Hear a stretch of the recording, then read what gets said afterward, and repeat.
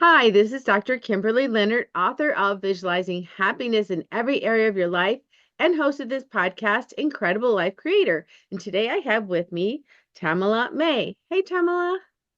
Good morning. How are you? I am great. Thanks for getting up early with us today and sharing your story.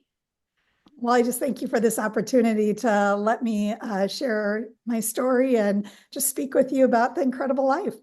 Thank you. So I'm going to read your bio. So Tamala May is an author and speaker. She was born and raised in a small town in North Dakota, and also she has moved away several times. Oh, okay. And although she has moved away several times, she continues to live there now. Tamala was married for 20 years. Her marriages ended in a devastating divorce. She has three adult children. Two of these children are married, and she has one beautiful grandson. Tamala works full-time as a nurse practitioner in oncology.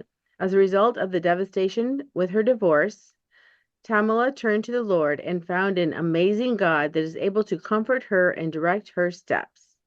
All right, sorry for bumbling over your bio there, but tell us about you and how you started out and how you got to be doing what you're doing now. So I grew up, like you said in the bio, in North Dakota. I grew up in a little rural community, about 2,500 people, and grew up on a farm. And there were only girls in my family. So I think one of the things that I learned from an early age is just a determination because if you know anything about rural families, it takes the whole family to make a farm run. So all of us girls were taught to be able to drive a tractor, round up a herd of cattle, lots of those things. My poor father had to deal with a lot of tears over the years going, I don't want to do that. I can't do that. And he's like, yes, you can. And so, but in as part of that, also instilled, good traditional Christian values. One of my friends used to say, "Your family made the Waltons look dysfunctional." It was going to church every Sunday. It was praying at meals, all of just as traditional as it could be. So I knew from a young age that I wanted to be a nurse. At age 16, I started working at the local nursing home, graduated from high school, moved away, went to college to become a nurse. In college, I met my husband, and after I graduated, a year after I graduated, we got married and we started our family. We were blessed with two boys and then a baby girl. And, life was really clicking along the way that it was supposed to, just like the storybook says that you're supposed to have your life. When our kids got to early grade school age, my husband and I just really felt that it was time for us to venture into doing some foster care. We felt like we were good parents. We kind of had the parenting thing under control, and we wanted to share it with kids that were less fortunate. So we started doing some foster care. And several years later, it was a Friday, and we had accepted a foster care placement on Friday that we were going to get on Monday. It was actually a kid that we had done some respite for. So we were excited to get this little boy. He was kind of a cool kid and just thought he'd be a really good fit for us. Our life at that time was really chaotic because the kids had a lot of activities going on and stuff. But knowing this child, we were like, yeah, I think we can do this. It was pretty typical for us when we did foster care that my husband would get the call and he'd kind of screen it and decide if it was something that we might be able to do. And then he'd run it by me and we'd see if we could do that. So that was a Friday. Saturday morning happened. So it was a Friday, and we accepted this foster care placement to get on Monday. Saturday morning was just craziness at our house. My daughter was in a competitive dance team, and so they had competition rehearsal and they needed parent involvement. So I went with my daughter. My boys had a Boy Scout activity, and my husband at the time worked for the Boy Scouts. So they went and did that. I got home and the kids got home as well. I was in my last semester of grad school as a nurse practitioner, and the kids had all sorts of fun things they wanted to go do with their friends. And I said, yes, please get out of the house. I need time to get my homework done. And so my husband got home a little bit later, and he was upset with me that I had let the kids go do activities before they had their chores done. So a typical argument that married parents would have. And then he proceeded to say, I don't want to be married anymore and I'm leaving. And he left. Never before this had he ever mentioned that he didn't want to be married. Never before did we fight. In fact, a month before this, he bought me a dozen roses for Valentine's Day. There was not a clue that this was going to happen. So I went into initially just thinking this is surreal and this is just not really going to happen. And several weeks later, realized that this was going to be the reality of my situation. So I was left with a ton of financial debt because we had taken loans so that I could go to school. I had student loans. I had kids that were busy in activities, and he pretty much checked out of the kids' lives as well when he left. The rationale for it, he was a very good functional alcoholic. And in the craziness of my life, I didn't see it. The thing is, he was very good at covering it up. He wasn't an alcoholic that got drunk. He was an alcoholic that drank to survive. And I think it just got to the point where he couldn't keep the secret anymore. And then he had met somebody online and couldn't keep that secret anymore, and just had to leave. And so that's kind of where the detour happened. But this turned me into just this whirlwind of crisis. As I said, I grew up very traditional. My life was clicking along just the way it was supposed to be. This was not supposed to be what happened. My life was not supposed to go like this. I was supposed to continue raising my kids, being married for 50, 60, if I was lucky, 70 years. And that just was not going to happen. And so my life proceeded towards divorce at that point. But in this tailspin, I realized that while I had good friends and family, there's only so much that they can do to support you. And in the midst of it, you can really feel like you're alone. And that's where I found the Lord. Like I said, I was raised in a church, and I mean, I did all the traditional Sunday school, all of those things. So it wasn't that I didn't know the Lord, but it's something entirely different when you know the Lord and then when you have to rely on him. And so there was a few weeks after this, I had decided that I needed to change churches. And I went to a new church. There was a girl that I used to work with that was just a soul on fire. And I'm like, you know what? If she goes to this church, then that's where I need to go to get like that. So I changed churches. And it was maybe like the third time I had went there, and it was an evening service on a Sunday evening. They had a traveling evangelist, and I went to this service and I walked in, and the pastor, greets me, knows my name. And I was just really impressed that he knew my name after only being there a couple of times. It wasn't a really big service, maybe 50 people or so. And this robust fire and brimstone pastor gets up and he tells this message about how there's evil in this world, but God always wins. And I just felt like he was talking directly to you. Sometimes you get those messages where you're like, were you following me around all week? Because like you were talking right to me. And it was one of those messages. And I was sitting there and I was thinking, I think afterwards I'm going to see if they'll pray for me, because I just really want a pastor to pray for me. And the guest pastor got done. He gave the microphone to the regular pastor, and the regular pastor comes walking over to me and he says, Tamala, I don't know what's going on in your life, but God has laid you on my heart and I feel like you need prayer. And I was like, what? Like, this was mind blowing to me. I had never had something prophetic happen like that to me. And it was at that moment that I felt like the Lord saw me, and the Lord was going to be there to walk me through this. Now, I'm not saying life got easy immediately after that, but I knew that God was walking with me. And that kind of started my whole journey for finding the Lord in a new way. Several years after that, I started writing some devotionals. It wasn't intentional. I would send a friend a message of encouragement based on something that I had read. And then from there, it would kind of elaborate. And eventually it turned into these devotions. And pretty soon I was sending it to a few more friends. And then pretty soon it was family members. And then pretty soon I was leading a women's Bible study and I was sending it to them. Pretty soon it was over 100 people that I was sending them to. And then one day, my aunt, who very strong Christian, said to me, you need to publish. I was like, are you crazy? I'm not a writer. I am a nurse. And at that point, a nurse practitioner.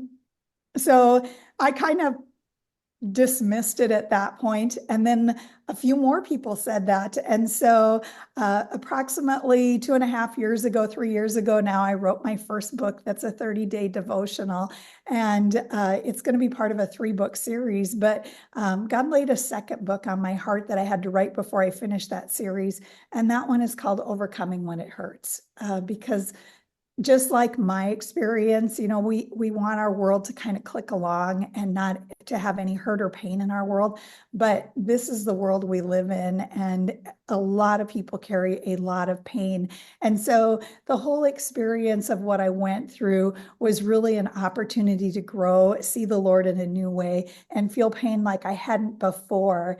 I was speaking at a women's conference, one of the first ones I ever did. And sometimes, words come out of your mouth that you weren't planning on speaking. And at that conference, I was telling my story, and the words that came out of my mouth were, would I ever choose to go through this again? Absolutely not. Would I ever choose to be the person that I was before this? Absolutely not. So the incredible life that came out of this was a transformation that happened in me, and it took me to a different place and gave me a different inner peace and a change within me that I don't think ever would have happened had I not gone through any of that.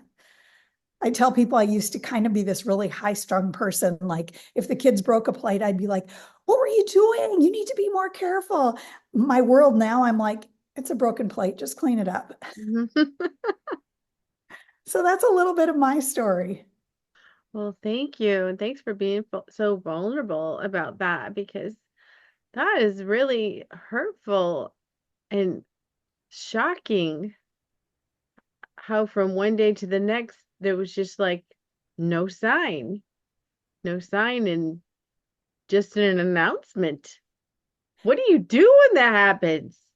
Yeah, I think that was the thing. For some people, divorce is almost a relief because their marriage has been such a turmoil and it's battles every day and they're not talking to each other and that kind of thing. And that was not us at all. In fact, once, several months before this, my brother-in-law and his wife came to visit, and they were staying with us for a few days. And the kids, I had gotten home from work and the kids had activities that night. And again, our money was tight. And so, we fed kids at home. Eating at the ballpark would have cost us a lot of money. So I got home, I'm making food. He gets home from work, he's getting the kids dressed. And it was like this 30, 40 minutes of just this crazy transition to get kids fed and out the door into their activity. And my sister-in-law watched this whole thing and she goes, wow, that's impressive.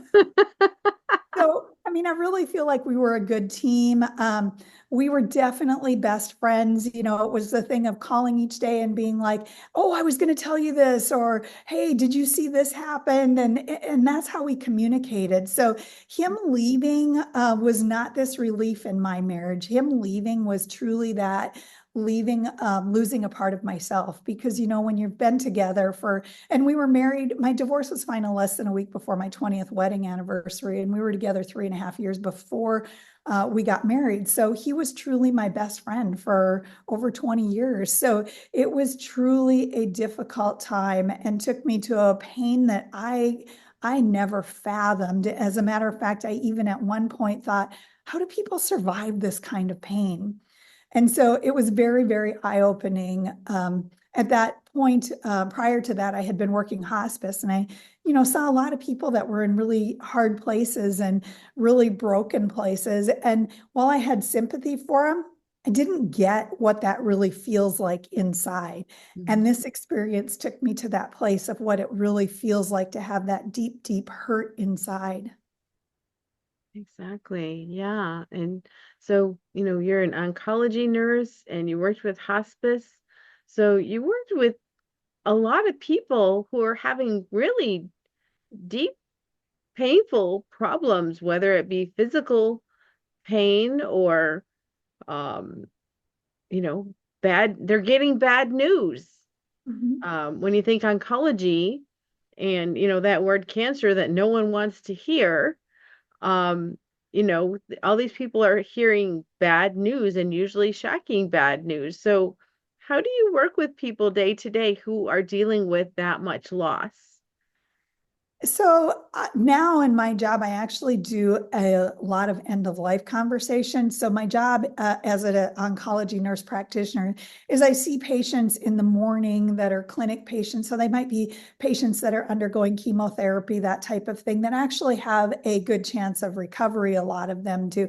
But then I also cover the hospital. And a lot of times patients get hospitalized when they're getting towards the end of their cancer journey or in more difficult parts of their cancer journey.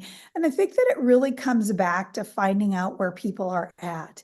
Everybody's at a different place in this journey. Some of it depends on where their faith is. Some of them depends on where their acceptance is of things. I see some people that are later in years in life and they're like, this is the way life goes. And I see patients that are in their 80s and 90s that are like, what do you mean I'm going to die? And it's always a surprise to me. I'm like, you didn't think this was coming? Like, you didn't think about this? So I think it's really interesting because, our society as a whole has gotten to a place where we're very comfortable talking about a lot of things that used to be socially unacceptable to talk about. But the one thing we never talk about and that has continued to be a very taboo subject to talk about is death and dying. And yet it's the one thing that everybody is guaranteed they're going to have to go through. So it's really interesting to see where people are at and from there deciding how do I address this and how do I meet them where they're at and walk them through this process. And sometimes it's not the patient, sometimes it's the family member that's struggling. So a lot of times it's not even just one person that you're taking on that journey. A lot of times it's that patient and their family, maybe their friends, different people. Yeah, I think in some ways it's harder being the person who's being left because Mhm. whenever someone has some kind of disease or something going on that you have no control over, I think that's the part that's so painful. You have no control over. You can't do something, when you're a mom and your kid falls down and skins their knee, you can kiss it and put a band-aid on it and give them a hug and they're good. But when you have someone who is so sick and there's nothing you can do, I mean, except for just be there, that I think that's the one of the hardest roles ever. Well, and I think that's a big thing too with my divorce is learning that it was something that was out of control. I didn't know a lot about codependence prior to this, but even though I didn't recognize how much my husband was drinking at the time, I had become a very good codependent. So I fixed everything I could. And so when he left and it was something I couldn't fix, it was really hard. And that just has caused me to have a lot of growth for when I meet people when they're on their end of life journey and it's something they can't fix, they can't change it. I'll hear patients say, I don't want to die. I'm not ready for this. And, my words to them a lot of times are, it doesn't matter. That's still where you're at. It doesn't matter if you're ready or not. This is where we're at in this journey, and we have to figure out how to navigate it now. Mhm. Wow. And then, with your husband, did he ever come back into the lives of your children? Did he come back after a while? So, to a little bit extent, he's still somewhat estranged to all of them. They don't have a great relationship with them. My one son actually got married this summer and didn't invite him to the wedding. And my words to him were really, you need to think about this because you can't ever go back and have him there, if you ever are able to mend that relationship. And he said, yeah, I can't go back and make him be a dad and not walk out like he did. So, everybody has their own journey. My kids are adults, and so I have to be respectful of where they're at with it. I have had conversations with my ex-husband.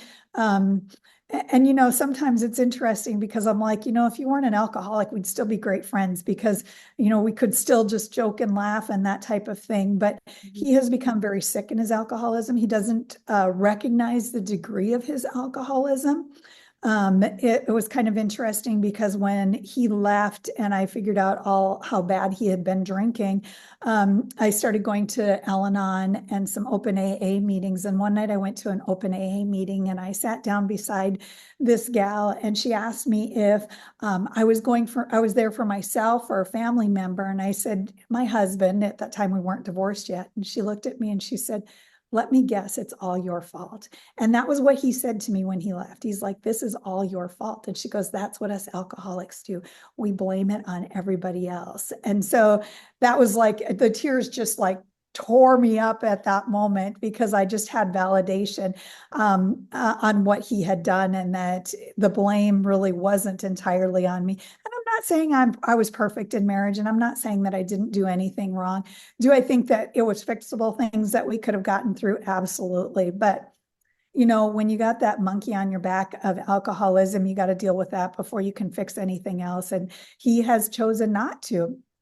In that codependent thing, I was doing some counseling, and one of the counselors said to me, when one person turns it to the off switch, there's nothing you can do. And that was really hard for me to hear as a person that fixes everything and takes care of everything. And, I was a nurse. I fix people. I help people. I take care of things. I make things better. I was a mom. That's what you do as a mom. And this I couldn't fix. And that was really, really hard to accept. Yeah, that would be. And then when, he left and, you just described your day, you fixed the food, he got the kids ready. So all of a sudden, next Saturday, the same thing's happening and you're doing everything. So Mhm. what did you do to kind of adjust that? Did you start to teach the children? Did you delegate? Did you tell them, hey, I need your help? I mean, what did you do? I think I went into survival mode for several years there when I raised the kids. I didn't sleep a lot, which I think a lot of single moms are known for that pattern. Could I have done a better job of giving the kids responsibilities? Absolutely. I think we went into survival mode. One of the things that's really interesting and which sometimes makes people crazy when they come into my family is my kids will sometimes, especially my boys, will sometimes call me by my first name instead of mom. And that just irritates some people. They find it very disrespectful. And I explain to them, you have to understand that our life became kind of a partnership. Like all of us had to work together to be able to get through this. My kids would find that because I worked a lot of hours, because like I said, I was in a bad financial situation. And so I probably worked 80 to 90 hours a week for a long period of time there. And so they were home a lot. So they would call each other and be like, hey, I need help with this, or can you give me a ride? Or, and they helped each other through those things. So it became a very different functioning family than before. And so again, that's just how my kids reacted to that. As far as teaching them things, it was a delicate balance because at the same time that I was going through that, my kids were also going through a grieving process. The enemy likes to break apart families, and families are destructive to every person in it. And so you're trying to be delicate to them also and not to put too much stress and strain as they're in their teenage years, they're in high school, they're trying to deal with all of the normal challenges that teens go through, and then to deal with this also. Did I do it perfect? Absolutely not. Did we survive and the kids are all okay? Yes. Everybody came out alive, so you're good. Well, I think we have to have grace for ourselves and know that we're not going to be perfect. Especially as women, we really like to be perfect in our role of mom and, all of those things. And we just have to be able to give ourselves some grace and be like, you know what, we're going to screw up and we're going to make mistakes. One of the things that's really beautiful that I learned in foster care, I call it kind of a blessing and a curse. So for me as a mom, it's a blessing. For a child that goes into foster care or gets estranged from their parents, it can be a difficult thing. But kids innately want their parents' love and approval. Even if you screw up the worst you can, kids just still want that love, that approval, all of those things. It's just something that is hardwired into us as human beings. Yeah, that is true. That is true. So, I wanted to go into what happened from that day. You went to church, the pastor prayed for you. You were seeking, you were like, "Hey, I need help now.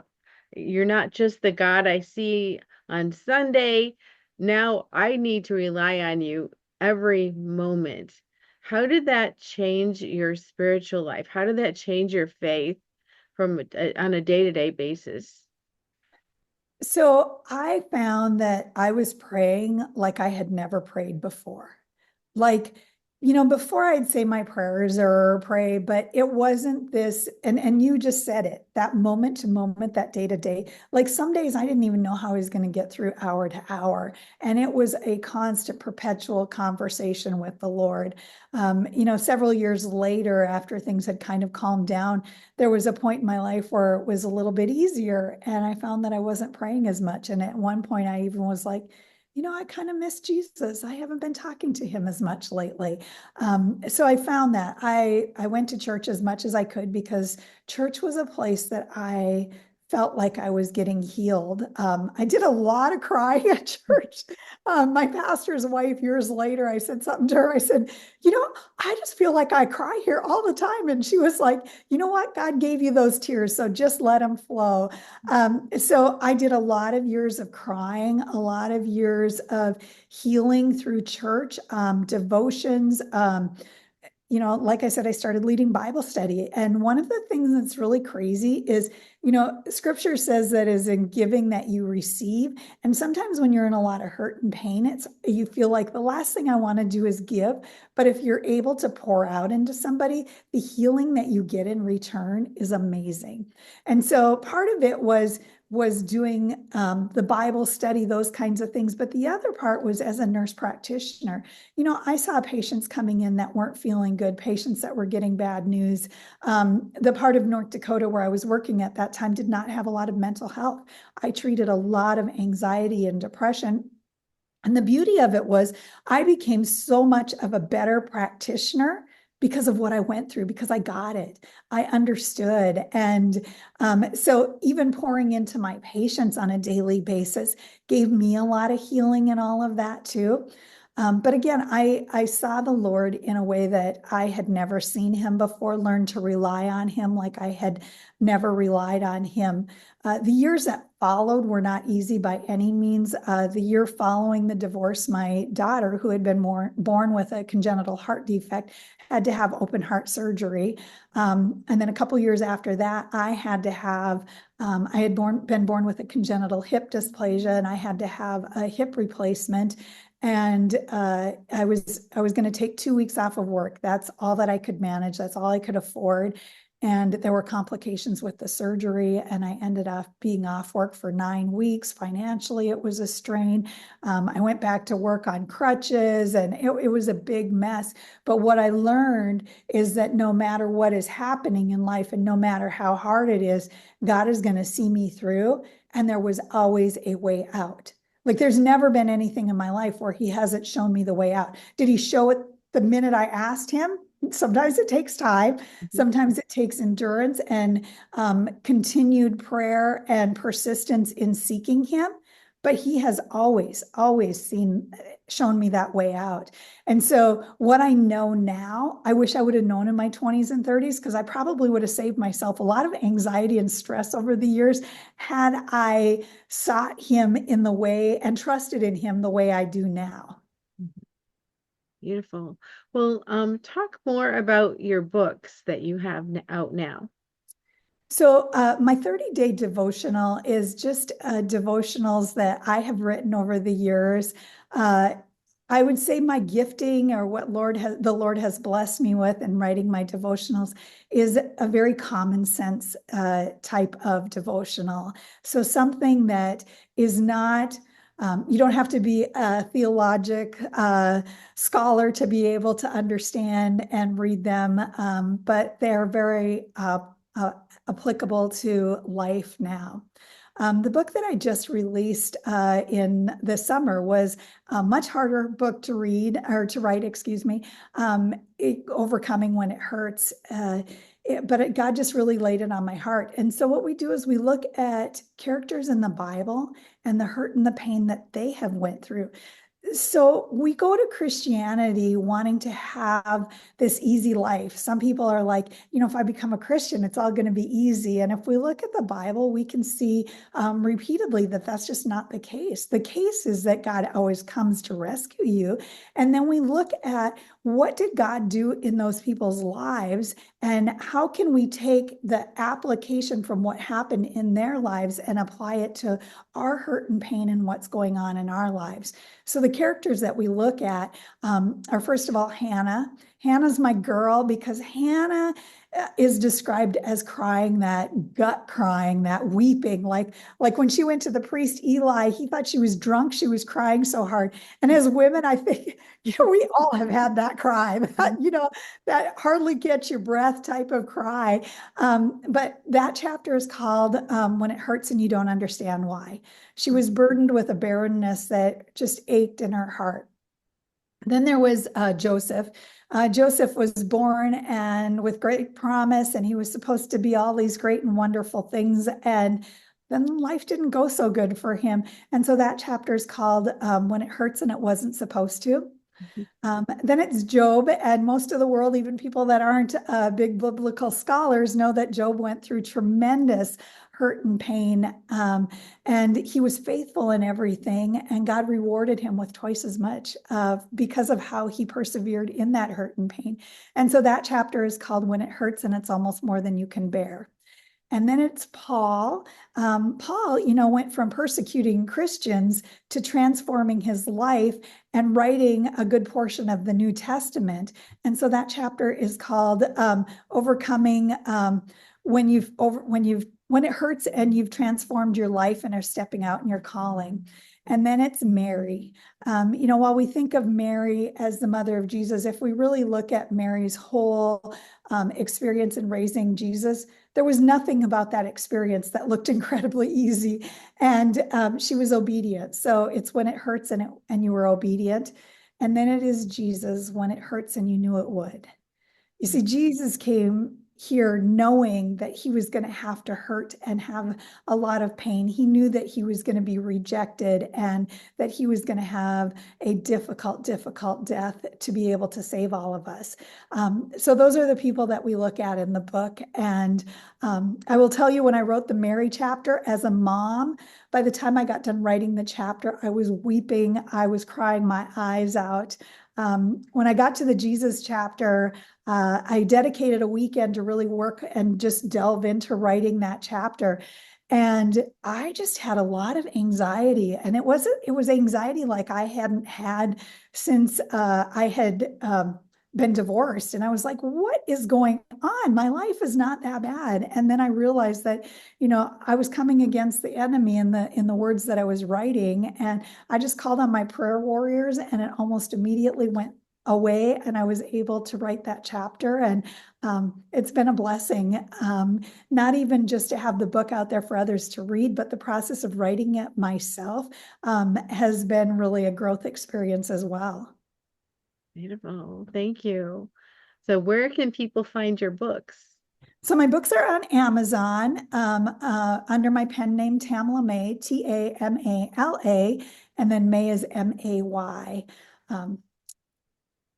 Yeah. And then you also have a website, I think, for your speaking. So you do speaking. So Yes. talk about that.